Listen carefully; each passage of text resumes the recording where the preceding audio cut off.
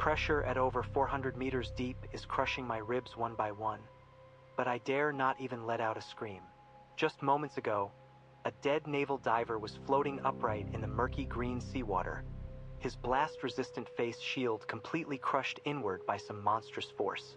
Most horrifying of all, what gushed from his broken neck wasn't flesh and blood, but a bizarre white mass, sponge-like and riddled with tens of thousands of tiny pores, each frantically opening and closing in the water, 427 meters deep. The world outside my helmet is a murky green, so dark it verges on black. The beam from my headlamp cuts through the water, filled with suspended particles. Tiny, debris-like marine snow drifting densely. Beyond the beam, nothing is visible. My breathing echoes inside the helmet. Inhale, exhale, inhale. My flipper kicks something, soft yet firm. I look down, the headlamp beam sweeping lower, first catching sight of a pair of hands. 10 fingers rigidly splayed in the murky green water, nails pale, fingertips pointing upward. Then I see arms, shoulders, neck. A full human figure standing upright in the water, the body of a naval diver, suspended. He isn't moving. The current pushes him toward me. His face shield is shattered.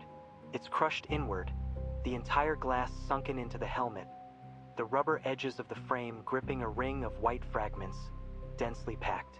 I lean in a little, trying to see clearly. When the headlamp beam hits it, I see inside the helmet. A mass of white, spongy material oozes from the neck's broken end, like squeezing toothpaste, but it's porous, covered in tiny holes the size of pinpricks, each slowly contracting and expanding. The pores slowly shrink, then slowly open. I reach out to push him away. My hand extends, gloved fingers touching his chest.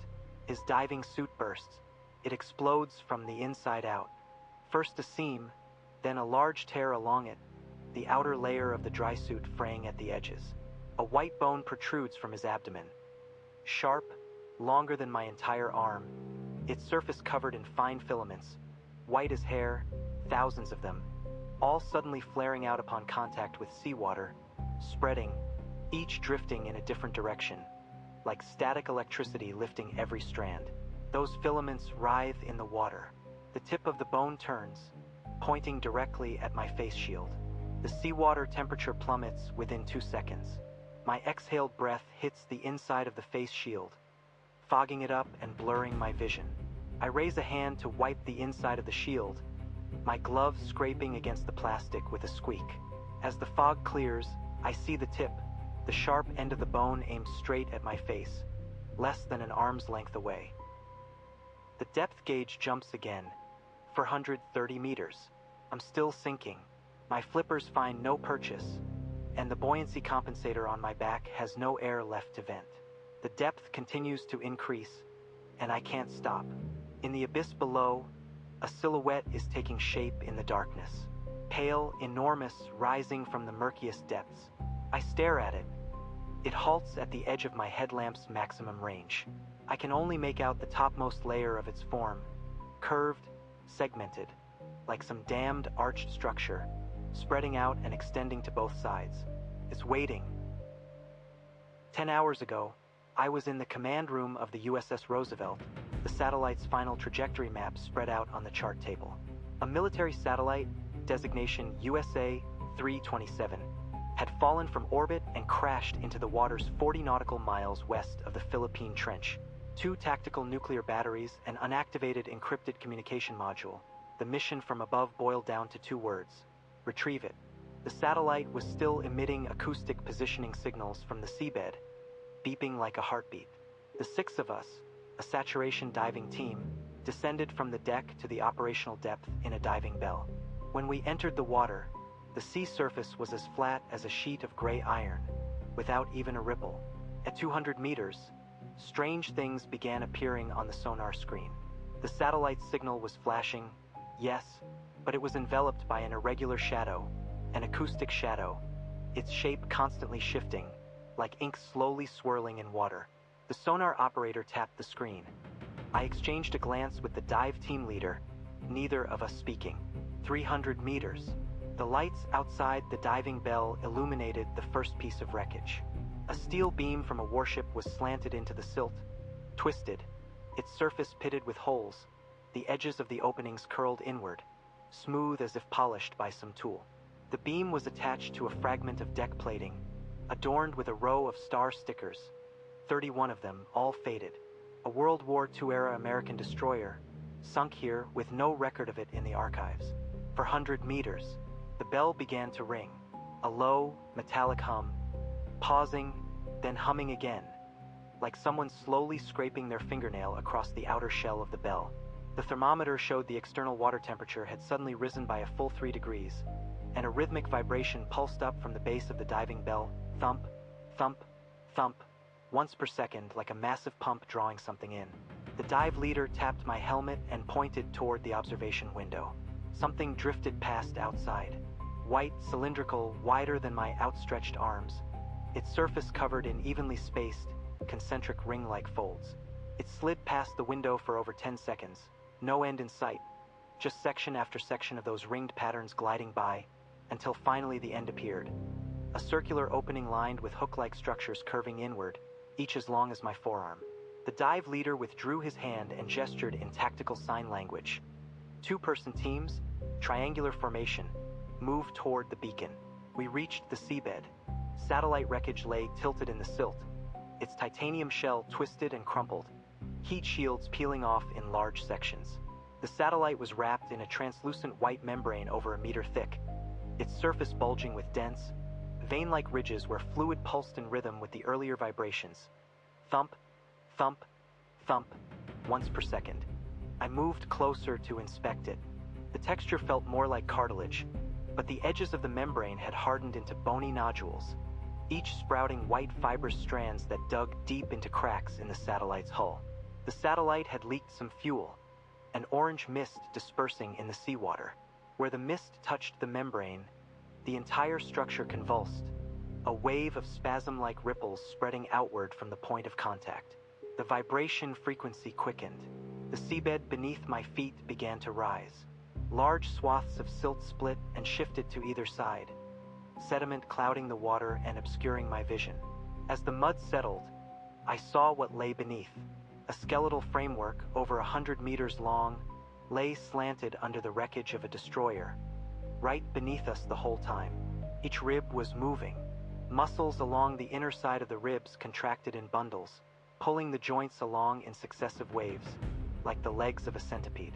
The skull end had no eye sockets, just a series of circular openings, large and small, spiraling from top to bottom, each lined with layers of calcified, tooth-like structures, the deepest parts pitch black.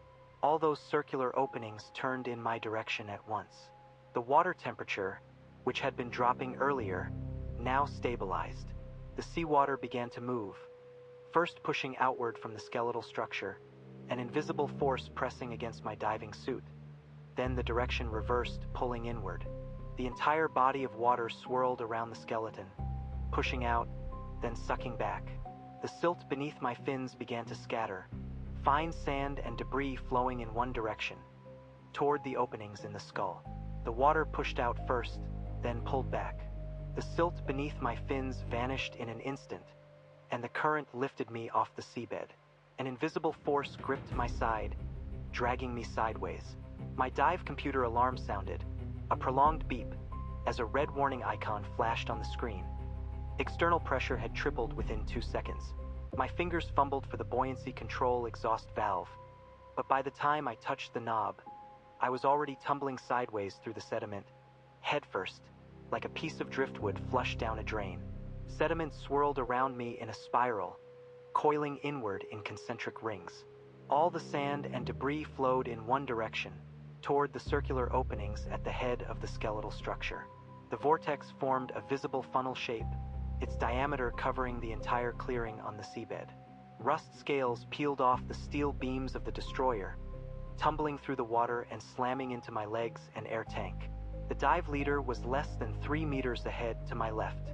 He gripped a remnant of the satellite's antenna, a titanium rod locked in both hands, muscles bulging beneath his dry suit, elbows locked rigidly in place. His other hand had hooked into my gear harness, fingers wedged between the shoulder strap and backplate, gripping tight.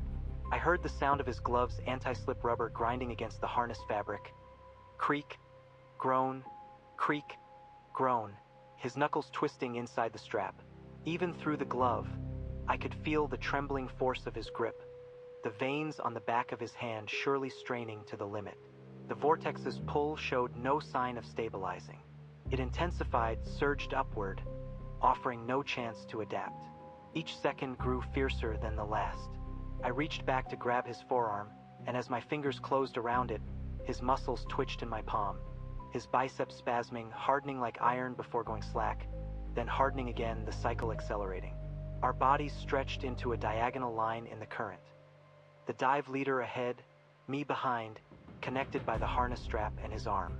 Push turned to pull. The satellite wreckage tore free from the silt.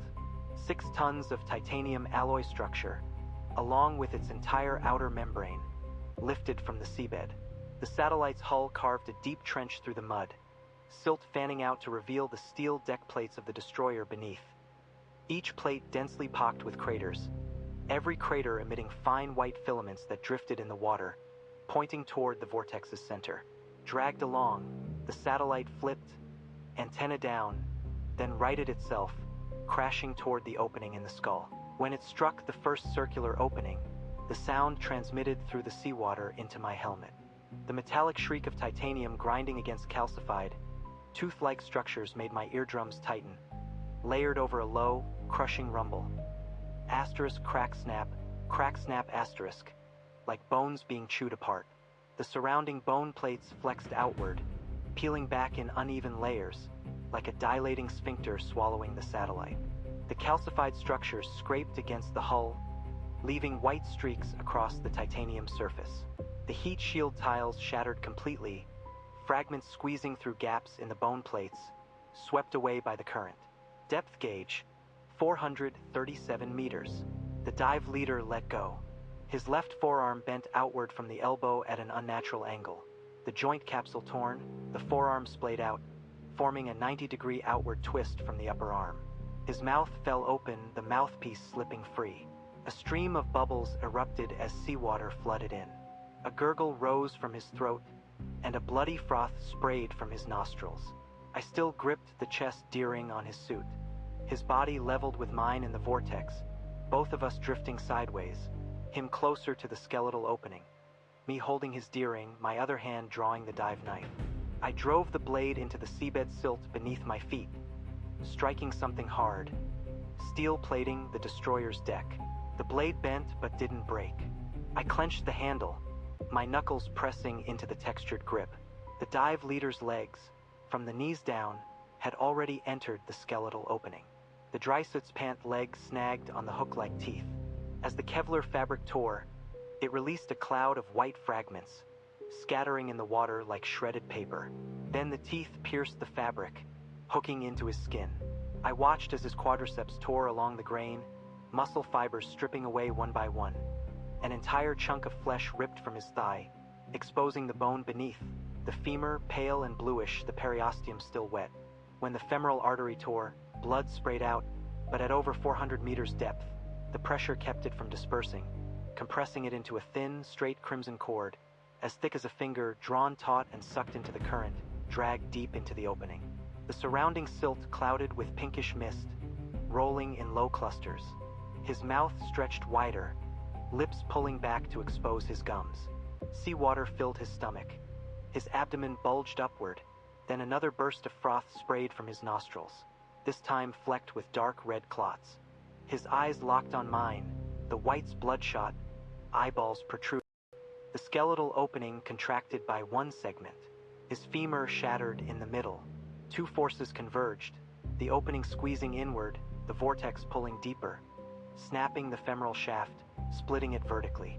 Bone fragments pierced the remaining muscle tissue, pale shards jutting from the outer thigh, sharp, like teeth erupting from the flesh. His entire lower body had now been dragged deep into the opening. Only the upper half above his waist remained, still twitching. Couldn't let go. The dive leader's body began to narrow at the midsection, the suit cinching at the chest and abdomen, forming an increasingly constricted hourglass shape. Then his thoracic spine snapped. Instantly, his upper and lower have separated. The spine torn at the thoracolumbar junction, gray spinal cord tissue stretching from the rupture, dragged out over a dozen centimeters like a severed cable, nerve bundles still twitching in the seawater. His upper body remained outside the opening. The lower half was gone. Depth gauge, 440 meters. The vortex stopped. Everything in the water came to a sudden halt.